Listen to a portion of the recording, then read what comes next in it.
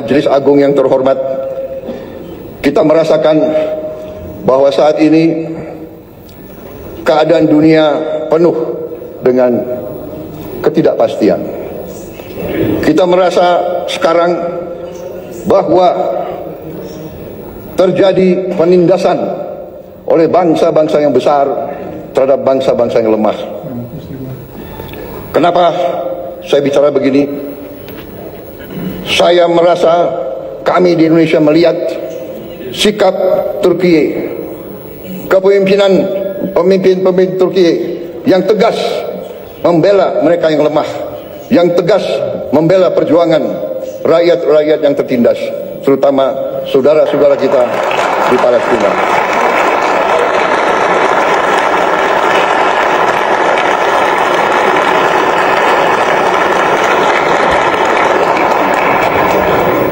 Banyak negara bicara tentang demokrasi, bicara tentang hak asasi manusia, tetapi pada saat anak-anak dibom, ibu-ibu tidak berdosa dibom, rakyat Gaza kehilangan semua kehidupan mereka, banyak negara diam, pura-pura tidak tahu, dan pura-pura bahwa itu bukan pelanggaran hak asasi manusia.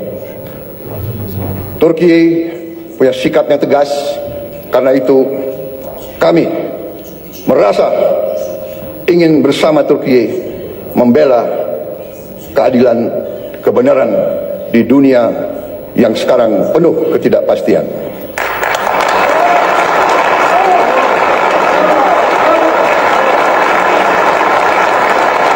Saya sendiri secara pribadi adalah pengagum sejarah Turki. Saya belajar tentang sejarah Turki. Saya diinspirasi oleh sejarah Turki. Sebagai anak muda, pahlawan saya, ikon saya adalah Mustafa Kemal Atatürk.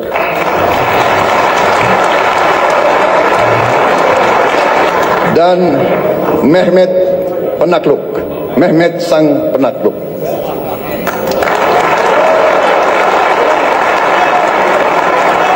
Kalau saudara datang ke kantor saya di Jakarta, kalau saudara datang ke rumah saya di Jakarta, ada patung Mustafa Kemal Atatürk. Di kantor saya, di rumah saya.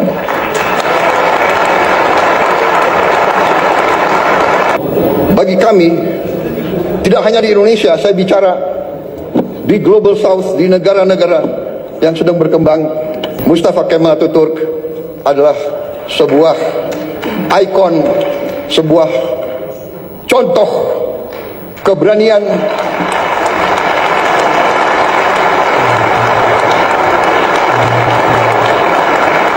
contoh kepemimpinan, contoh patriotisme, contoh semangat tidak mengenal menyerah.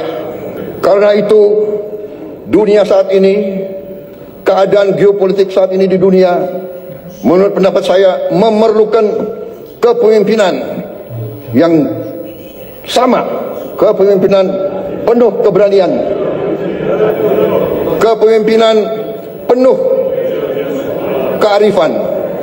Turki dan Indonesia harus tampil, harus kuat. Kalau kita bekerja sama, kalau kita sama-sama kuat, suara kita akan lebih didengar oleh seluruh dunia. Karena itu, saya ingin semakin dekat dengan Turki. Mari kita bersama-sama kerja, mari kita bangun kesejahteraan rakyat kita bersama untuk kita menuju keadaan yang lebih baik di abad ke-21 ini. Peradaban kita memerlukan suatu perjuangan mencapai hak semua bangsa untuk hidup dengan baik, hidup dengan aman, hidup dengan damai tanpa penindasan oleh siapapun. Saya yakin Turki dan Indonesia dapat berbuat yang terbaik bagi kepentingan umat manusia dan dunia. Terima kasih. Wassalamualaikum warahmatullahi wabarakatuh.